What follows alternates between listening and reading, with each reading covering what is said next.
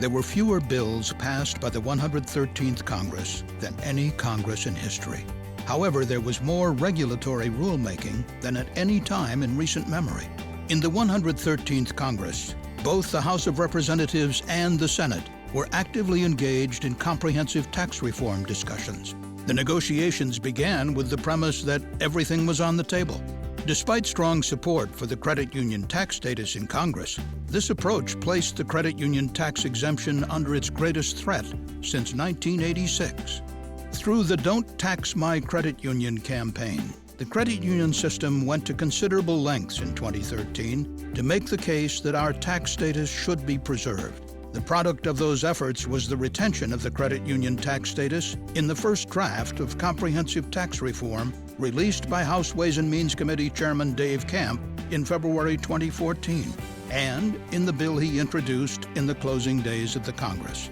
We expect Representative Paul Ryan, the new chairman of the House Ways and Means Committee, and Senator Orrin Hatch, the new chairman of the Senate Finance Committee, to pursue comprehensive tax reform in the 114th Congress. And in fact, Senator Hatch has already begun the process. At the beginning of the 113th Congress, CUNA submitted more than 30 regulatory relief proposals to the House Financial Services Committee and the Senate Banking Committee. These proposals ranged from increasing the member business lending cap to exercising enhanced oversight over the CFPB. Progress was made on several initiatives aimed at reducing credit unions' regulatory burden and removing barriers that keep credit unions from more fully serving their members. The Senate passed H.R. 3468, the Credit Union Share Insurance Fund Parity Act, which extends share insurance coverage to IOLTA accounts. It was signed into law by the President in December of 2014. The House Financial Services Committee passed legislation to make privately insured credit unions eligible to join the Federal Home Loan Bank System, H.R. 3584, in early 2014, becoming the second standalone credit union bill to move through the Financial Services Committee since 1998. The House of Representatives passed this bill in May. However, it stalled in the Senate. The House has already reintroduced the bill, and we are awaiting the Senate sponsor. Legislation to reform the Gramm-Leach-Bliley privacy notification requirements also failed to move through the Senate in the closing days of the 113th Congress, as a single senator held it from being considered. While this is frustrating, the work we did together on this legislation had a positive outcome. The CFPB issued a rule that, while not going as far as we would like, is a step in the right direction toward reducing this regulatory burden. Also in the 113th Congress, we laid the groundwork for reforming Regulation D. The House passed legislation in the closing days of the Congress to order a GAO report on how the Federal Reserve has used Reg D, the cap on automatic transfers between savings and checking accounts, to influence monetary policy. Bolstered by the strong vote in the House of Representatives, we'll be working with the sponsors of the legislation, Representatives Pittenger and Maloney, to secure the report. As part of the comprehensive campaign to improve NCUA's flawed risk-based capital proposal, CUNA, leagues, and credit unions worked together to get more than 370 members of Congress to weigh in with the agency, expressing concerns about and recommending improvements to the rule. This effort included a congressional letter signed by an all but unheard of 324 House members, a full 75% of the total membership.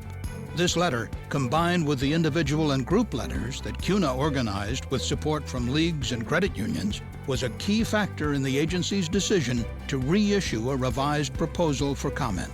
The revised proposal, released on January 15, 2015, includes many improvements sought by the credit union system and Congress. This effort also gave us the opportunity to discuss the importance of supplemental capital for credit unions and to advocate for the passage of H.R. 719, the King-Sherman supplemental capital legislation. Reform of the housing finance system remains a top priority in Congress as the economy continues to recover from the financial crisis. CUNA and the credit union system remained very actively engaged in discussions on both sides of the Capitol. CUNA testified 3 times on housing finance reform proposals and contributed several dozen pages of legislative language to the Senate Banking Committee, much of which was included in the Johnson-Crapo-Corker-Warner bill that passed the committee in April. We expect Congress to continue consideration of housing finance reform in 2015, and our efforts on the matter so far put us in a good position to influence the ultimate outcome. CUNA and the credit union system have also been on the leading edge of efforts to stop merchant data breaches. We were the first to call for hearings on the target data breach and worked closely throughout the year with partners in the financial services sector to address this issue in Congress. Our Stop the Data Breaches campaign helped ensure that this issue remained at the forefront of Congress's attention. And we have hosted coalition meetings with banking industry associations to develop a coordinated strategy for the new Congress. Looking forward to the 114th Congress. For the first time since 2006, Republicans have majorities in both chambers of Congress.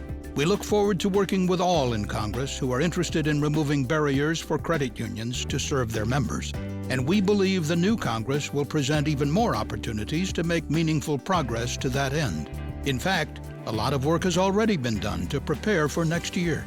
The meetings that CUNA and leagues have had with new members of Congress give us a fantastic head start, and the relationships we have developed over the years with returning members of Congress will serve us well as we try to advance our Removing Barriers agenda next year. The 2014 election saw a shift in power in the Senate for the 114th Congress. CUNA played a pivotal role in the election by giving to more than 400 candidates of both parties with a 95% success rate and engaging in independent expenditure and partisan communications in 18 different races. CUNA has distinguished itself by being the only financial services industry member participating in elections at this level.